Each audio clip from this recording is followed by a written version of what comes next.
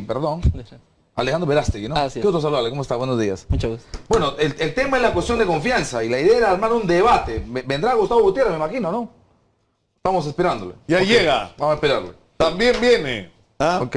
¿Cuál es su postura, doctor Verástegui? Qué gusto saludarle, ¿cómo está? tal? Buenos días. Buen Sobre día, el buen tema día. cuestión de confianza. ¿Es constitucional? ¿No es constitucional? ¿Puede? ¿Debe? ¿Tiene? ¿Está Bien. en el marco de la norma o no? Mi postura es que definitivamente sí está dentro del marco de la norma, sí está dentro de lo que indica la Constitución política. No estamos frente a esta disolución que fue de la época de Alberto Fujimori, en la cual efectivamente no se respetaron los cánones de la Constitución del 79 y se dio con el golpe de Estado, con los militares y todo esto.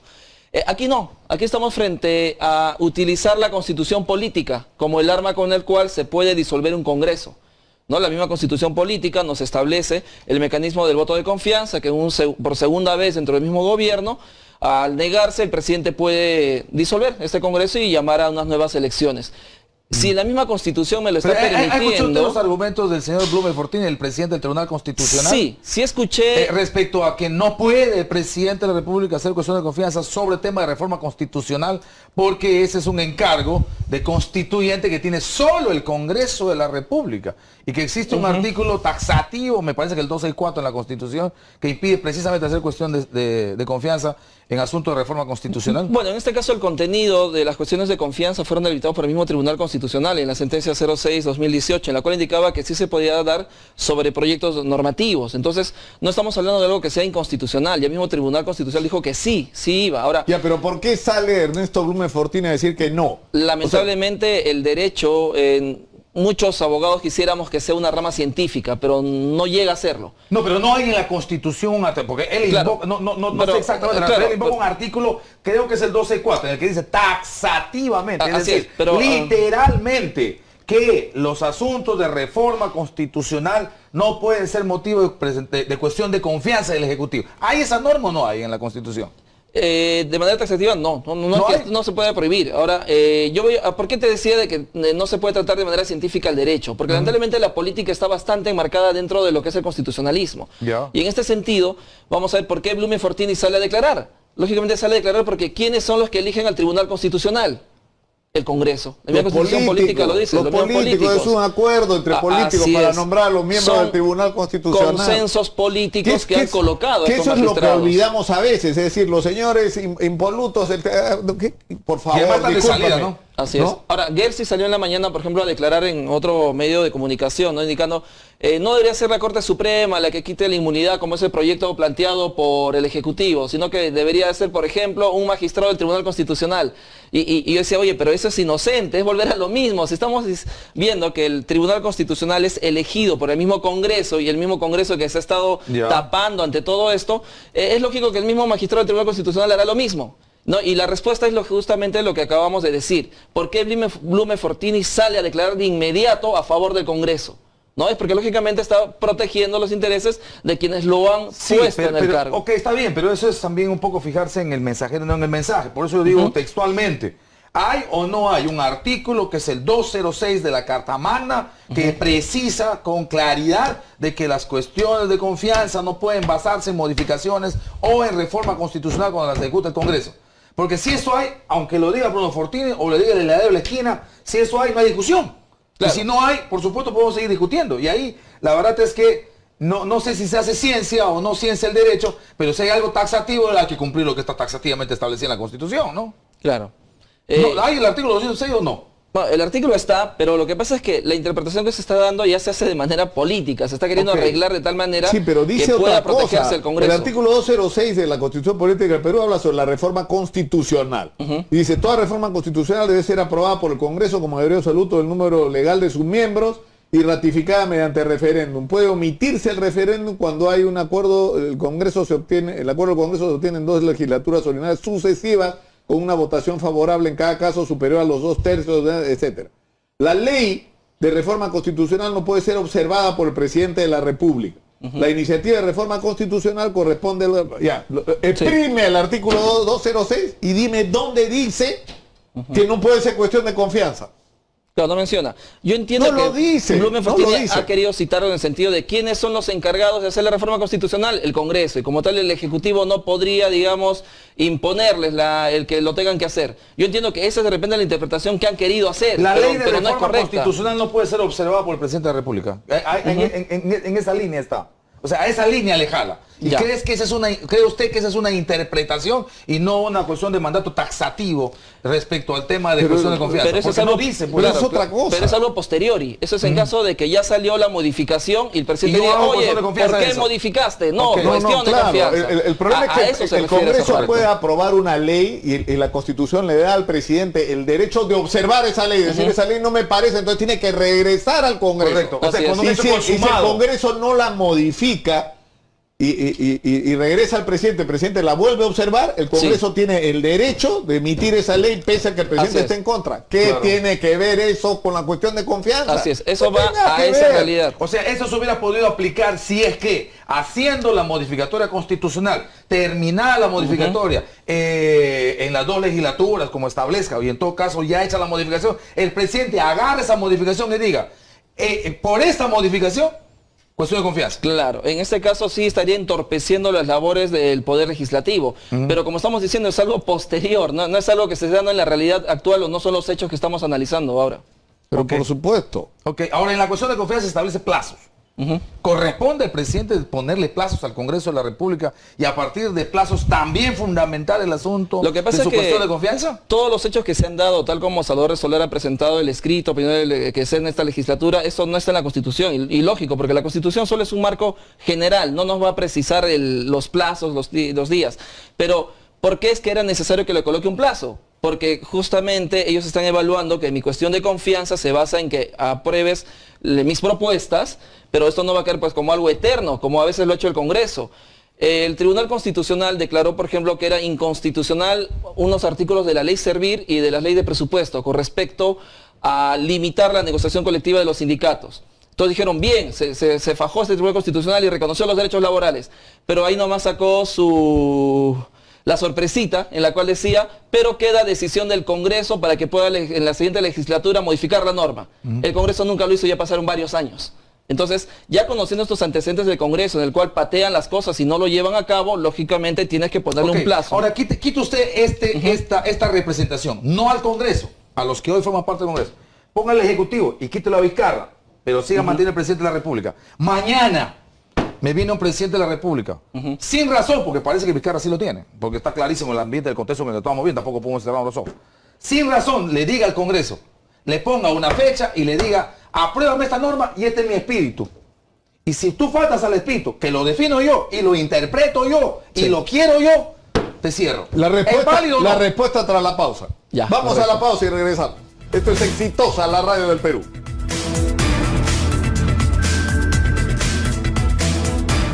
Estamos acá en Exitosa, la radio del Perú, con Alejandro Verástegui, constitucionalista. Estaba invitado Gustavo Gutiérrez Tixe, no sé qué le ha pasado, ¿no? Para organizar acá una controversia, un debate un poco más equilibrado que el que ha convocado el Congreso. El Congreso ha convocado a cinco que están con la posición de fujimorista y uno que está en contra, ¿no es cierto? Sí, está un poquito planeado. desequilibrado. Acá iba a ser 1-1, pero bueno, estamos esperando, ojalá que llegue pronto el doctor Gustavo Gutiérrez Tixe. La pregunta que ha formulado Sí. Manuel, el doctor Verástegui, es absolutamente razonable. Es decir, olvidémonos de Vizcarra y de los actuales protagonistas. Correcto. En cualquier otra circunstancia, esta fórmula de ponerle plazo al Congreso para que defina, ¿es aceptable? Lo que pasa es que volvemos a lo mismo. La Constitución política no me establece el plazo, ¿no? Entonces uno decía, ¿pero por qué se está dando? Se da por el contexto. Y uno diría, pero el contexto ha surgido por los personajes que estamos mencionando. Si yo los retiro, ya no tenemos el mismo caso y tendríamos que ver qué circunstancias tienen ante esto. En el derecho, por ejemplo, cuando yo quiero ponderar qué derecho pesa más sobre otro, no lo puedo hacer de manera abstracta. No puedo decir tal derecho pesa más sobre otro. Siempre requiere un contexto. Siempre requiero personajes para recién poder analizar y decir este derecho, en este caso precisamente, sí va a ponderar sobre otro. Por ejemplo, la propuesta que está dando el Ejecutivo, cuando menciona de que se tenga que... Creo que es el primero, el que no hayan candidatos que tengan sentencia en un delito doloso en primera instancia. Bartra salió ayer a declarar indicando, pero es que eso va a romper la presunción de inocencia. No, uno diría, ok, pero si vemos en un caso en real, si ya lo vemos en la práctica, lamentablemente la presunción de inocencia está siendo utilizada en nuestro país para tapar a muchos delincuentes, y el mismo Donaire, cuando lo blindaron, los fujimoristas decían, es porque no, solo está en primera instancia, todavía no está decidido, hay una presunción de inocencia. Además, todos los otros implicados estaban presos menos él. Así es, lamentablemente se ha utilizado este principio de presunción de inocencia para tapar la corrupción de nuestro país. Entonces uno diría, ok, ¿qué pesa más? ¿Acaso no pesará más el ya limpiar la política peruana sobre esta presunción de inocencia de algunos que puedan llegar a ser congresistas? ¿No pesa más el interés del pueblo sobre el interés de un particular que quiera postular? Porque ahí lo que está en discusión es el siguiente. O sea, y yo creo que los términos en los que lo plantea el doctor Velázquez es absolutamente razonable, ¿no es cierto?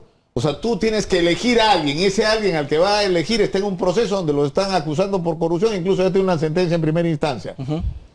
Y es delito doloso, o sea, que tú tuvo vas a intención. permitir que esa persona, ¿por qué? Porque tienes la posibilidad, por supuesto, que lo declaren inocente, pero también la que lo declaren culpable. Entonces te curas en salud. Así es. ¿Por qué esa persona tienes que darle tú, ¿no es cierto?, en un delito doloso, como dice pero también es razonable lo que dice Rosa Barro, o sea, es para debatir, ¿no? Sí, porque la Constitución a la que vamos a modificar precisamente pondera la cuestión del tema de la definitivamente lo reconoce, pero lo malo es cuando ya se utiliza como arma para mantener la corrupción en el país. Correcto. Ese es el Pero problema si yo voy a que poner tiene. una modificatoria constitucional que entra en contradicción con la propia Constitución, ¿qué hago? Si por un lado la Constitución me dice, sí señor, todo el mundo tiene derecho a la presunción de inocencia, y luego la Constitución me dice, sí pues, pero en estos casos sí no puedes ser candidato y tu derecho a elegir y ser elegido se corta porque estás en primera instancia. Esa contradicción, ¿cómo la resuelvo? Porque es Constitución versus Constitución. La Constitución me consagra y me establece que solo soy condenado, sentenciado, y establece mi culpa cuando hay una sentencia debidamente consentida y en última instancia, y por otro lado la misma Constitución me dice, no, a la mitad ya eres culpable y no puedes postularte. Correcto. ¿Quién tendría que resolverlo al final? Va a ser el Tribunal Constitucional, que es el máximo órgano intérprete de la Constitución. Pero es la Constitución la que está diciendo. Que habría que discutir, fíjate que acá hay un elemento, hemos discutido que hay que cambiar el Ministerio Público, hay que cambiar el Poder Judicial, hay que cambiar el Congreso, hay que cambiarlo todo en el Perú. Hay que cambiar también el Tribunal Constitucional, y no solamente el Consejo Nacional de Magistratura. Sistema de elección el sistema de elección tiene que cambiar, porque esto es un Tribunal Constitucional político, elegido por políticos en base a amarres entre políticos. Cuando el Tribunal Constitucional nace como una idea en Austria por Hans Kelsen, Kelsen lo crea en el sentido de que no sean maniobrados por la política. El Poder Judicial en Austria se sentía maniobrado por el presidente o por el Congreso para ciertos casos. Entonces, él crea el Tribunal Constitucional con otros austriacos y fue uno de los primeros miembros de ese Tribunal Constitucional de Austria. Luego se dio un golpe y llegaron el Congreso, y tuvieron la mayoría, y Hans Kelsen dijo, yo renuncio, porque esto no fue la idea del Tribunal Constitucional, que sea elegido por políticos. Le dijeron, pero nosotros queremos que tú te quedes, no te vayas de Austria, porque nosotros somos la mayoría y queremos que estés ahí. Él dijo, lo siento, no, porque el Tribunal Constitucional no puede ser un ente designado por los políticos, y se retiró y se fue de Austria. Tenemos un Tribunal Constitucional que es una copia de este sistema que ha nacido de Austria, luego se fue a Alemania, y luego se vino ya hacia América, también en España, y luego llegó para acá. Lamentablemente, la figura que tenemos es esta, la que Kelsen no quería para el Tribunal Constitucional, que es este órgano que ha sido elegido de manera política. Y hemos tenido escándalos en donde el Congreso se ha repartido los votos para ver quiénes llegan a ser miembros del Tribunal Constitucional. El mismo Hildebrand ya advirtió que también el fujimorismo ya está planeando colocar a los nuevos miembros del Tribunal Constitucional. Y como siempre llegamos a esta interpretación de las normas y decimos qué derecho va a pesar sobre otro y ellos son la última voz de la palabra, vemos que todo está atado pues a la política. No, porque además se ha pervertido también, y es otra discusión, porque hay dos discusiones en relación al Tribunal Constitucional: cómo se eligen a sus miembros y en segundo lugar, cuáles son sus atribuciones. O sea, resulta que ahora el Tribunal Constitucional es la última instancia judicial. Tercera instancia. Se votó tercera instancia. O sea, tú todo termina en el pierdes tribunal, en la justicia, no importa, hermanito, nos vamos al Tribunal Constitucional, que vamos a ganar de todos modos. ¿Por qué? Porque lo han nombrado políticos y va a responder a los intereses de los políticos. Y políticos que están además ahora todos son hermanitos.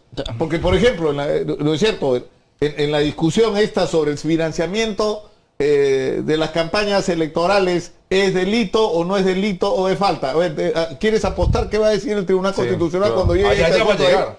Y allá va a llegar. ¿Quieres apostar qué es lo que va a resolver? Ya va a llegar. Ahorita, mira, me adelanto a los hechos. Pero obviamente, pues, que va a responder a los intereses de los políticos que lo pusieron Ahora, ahí. yo no creo que vayan a estar los que están ahora en este momento, porque ya están venciendo su mandato, ¿no? No, ya venció. Sí, ya venció. Y ojo que es un peligro que siga siendo el fujimorismo, el partido mayoritario con el APRA al juntarse, porque van a poder maniobrar estos nuevos magistrados del Tribunal Constitucional. O sea, nos estamos entregando Ahora, a que siga el status quo de lo que está ya mal, de que nuestra política está podrida. Yo sí quiero insistir en el asunto porque no se puede pensar en las cosas que estamos haciendo solo para hoy y para mañana. Es verdad que la coyuntura tiene su peso, pero cuando se habla de reforma constitucional uno tiene que pensar en el futuro. Cuando se habla sobre todo de relaciones y de lo que vamos validando entre Ejecutivo y Legislativo, uno no puede pensar en la coyuntura de acá a diciembre del 2019, tiene que pensar de acá al 2050. Y vuelvo a insistir en el tema del futuro. Vamos a seguir. Está bien la posibilidad de que un presidente de la República mande y diga, estos son mis 12 proyectos, y nos diga, esta es la esencia. Y la esencia es una interpretación suya. Y finalmente hace que esa esencia, que es una interpretación que puede ser absolutamente personal, hoy en manos de Vizcarra, mañana puede ser cualquier otro un prepotente, autoritario, dictador, diga, esta es mi esencia. Y si faltas a mi esencia, yo te cierro. No estamos ahí faltando el asunto del no mandato imperativo con los congresistas, no estamos poniéndole corsé al Parlamento y atentando contra su derecho a legislar. Pero lo que está haciendo el presidente Vizcarra en este caso es aplicar la misma Constitución del 93. La Constitución del 93 fue armada justamente por un gobierno dictatorial. Entonces, como que esta era ya una herramienta de batalla por si sucedía algo con un Congreso que se le vaya en contra. ¿Puede decir el presidente, esta norma, porque en el fondo le está diciendo eso, esta es mi norma y esta es mi esencia? O sea, legisla tal cual está. ¿Le pueden decir eso? No, olvídate del Parlamento del Perú, la verdad es que quiere, no sé si habrá Parlamento, pero en un Parlamento en democracia, ponga usted el ideal de democracia, un presidente le puede decir, esta es mi norma y esta es mi esencia, y así legisla. Es que si nos vamos a un mundo ideal del debe ser, ¿no? Va a caber todo diciendo sí, pues debe la democracia de triunfar, no existe, debe pues, darse. El problema es que esto me hace acordar no hay eso. Claro, esto me hace acordar la discusión sobre los contratos de concesión de línea amarilla y rutas de Lima. Los contratos, una encíclica como si fuera papal. El contrato papal. Uno está obligado a cumplir el contrato que firmó. Oye, pero si pagaron por ese contrato. Si por eso ese contrato está sucio de corrupción, ¿cómo me puedes decir sacar de contexto? Sí, pero uno arma sí, está bien, es concreto, es real, pero uno arma la Constitución para hacer una sociedad ideal. Que la Constitución es un contrato social en donde uno aspira, donde uno hace ese contrato para generar precisamente una sociedad donde haya esos equilibrios, donde haya esos contrapesos, esas prerrogativas de uno y otro poder. No es esa la idea. Ahora, que por supuesto finalmente terminemos poniendo en el Ejecutivo y en el Legislativo gente que no tiene el más mínimo nivel, por supuesto que nos tira al suelo. Ahora, tenemos que ver de que el ser humano no es perfecto, cometemos errores. La normativa no puede ser tampoco perfecta y se va a ir corrigiendo en el tiempo cuando vemos qué está sucediendo. Y lamentablemente, tal como está ahorita, el sistema jurídico, el sistema político que tenemos, ha permitido que la corrupción crezca a todo nivel. Es por eso que tenemos que hacer esas modificaciones, si no seguimos en lo mismo. Claro, mira, yo te planteo un tema. La Constitución no establece ninguna restricción para que la cónyuge del presidente o el cónyuge de la presidenta pueda ser candidato. ¿Eso cuándo lo aparece? Cuando Fujimori se asusta por Susana Higuchi, que quería ser candidata. Y lo que plantea es el tema de que el cónyuge y los parientes hasta que no sé qué grado de consanguinidad no pueden ser candidatos. ¿Dónde está eso en la Constitución? No está, no está. Y eso podría ser un argumento, mira, en determinado momento hasta para Nadine Heredia. Es decir, si Nadine Heredia quería ser candidata, hubiera ganado esta bronca a nivel constitucional. Pero bueno, llegó nuestro amigo Gutiérrez Tixe. Lo hemos estado al límite esperando. del tiempo. ¿Cómo está, doctor? ¿Qué otros hablando? ¿Cuál es su opinión sobre el tema, por favor? Bueno, el asunto cuestión de confianza. ¿Es constitucional? ¿No es constitucional? ¿Es válido? ¿No es válido? bueno, claro que es válido, ¿no? Es una facultad propia del Poder Ejecutivo de poder solicitar este pedido de respaldo a sus políticas de Estado. Pero lo que sí, ya lo dijo el presidente del Tribunal Constitucional, es de que esta tiene límites, como lo tiene también la censura o cualquier mecanismo de control. Y los límites están en la propia Constitución, ¿no? O sea, pedir cuestión de confianza sobre una reforma constitucional prácticamente es improbable, imposible en cualquier parte del mundo. Pero citando el artículo 206 de la Constitución. Claro, no, pero nosotros lo hemos leído y los tres que mostraban desacuerdo en muchas cosas, los tres no leemos donde dice que no. Una cosa es que tenga facultad de iniciativa. ¿Ya? O sea, pero hacer cuestión de confianza sobre la facultad de iniciativa a condición de que ésta se la apruebe o no, es distinta. Porque cuando Pero eso el no Congreso- dice el artículo 206. Es que lo que pasa es que no todo va a decir la Constitución, pues es decir, vamos a pretender Pero es lo que está citando si vamos a pretender creer que la Constitución va a decir todo, entonces puede ser una Constitución principista de 206 artículos, nunca va a poder establecer todos los parámetros. pero el presidente, Entonces, el presidente del Tribunal Constitucional ha dicho textualmente: no es válida la prestación de esta cuestión de confianza porque la reforma constitucional, o sea, lo que se diga en el Congreso respecto a la reforma constitucional, no puede observar el presidente de la República, o en todo caso no puede ser cuestión de confianza. Y eso no dice el 206. No dice porque no tiene que decirlo. Porque te vuelvo a explicar. Pero el no, poder. pero no lo puedes usar pero entonces como a ver, argumento, pues. sí, No puedes decir algo que no dice. Pero no, claro que se lo puede decir porque eso está dentro de la propia fundamentación de lo que significa el poder de reforma. La reforma constitucional es una atribución que únicamente le hace el Parlamento de manera excepcional y para ello se convierte en poder constituyente. O sea, es algo extraordinario. Y ese poder constituyente es temporal, es limitado. Únicamente lo hace y únicamente se convierte en un superpoder durante ese procedimiento. Por tanto, cuando procede una reforma constitucional y hay iniciativa ciudadana, inclusive ciudadanos también pueden presentar una reforma constitucional, pero cuando la hace el Parlamento, eso ya es inobservable. Es inobservable. Entonces, hacer una cuestión de confianza sobre algo que le da una atribución por encima de cualquier poder constituido, eso es impracticable. Pero no tiene nada que ver una cosa con la otra. Es decir, no hay nada que impida al Consejo de Ministros, al presidente del Consejo de Ministros, pedir que se apruebe un determinado proyecto que puede ser incluso una reforma constitucional y decir que si no me apruebas esto, yo hago cuestión de confianza.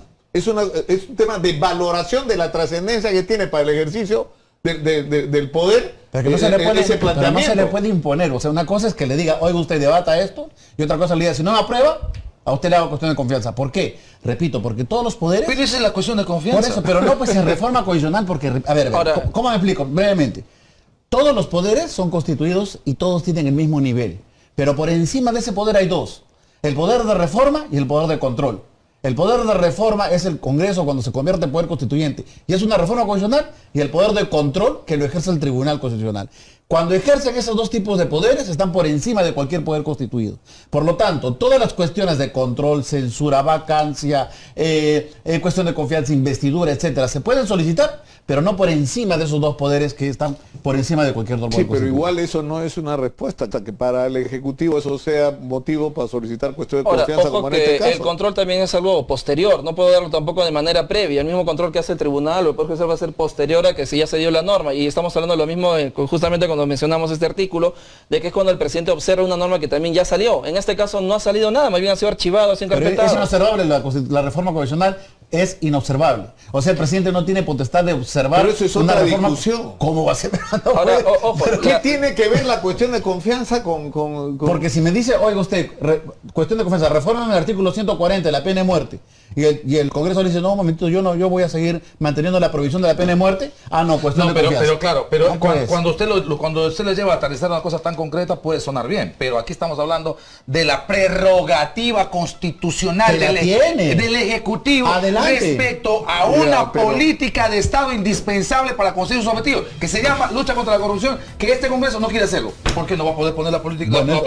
Eso ya es un pregón en favor del... No, pero ese es el razonamiento que ha hecho el Ejecutivo. jurídicamente... Ese es el razonamiento que ha hecho el Ejecutivo. Escúchame, el tema es el siguiente. El presidente del Tribunal Constitucional ya emitió opinión. Y su opinión es una opinión política, porque esto es una discusión política. Y el señor, ¿por quién fue elegido? Por político.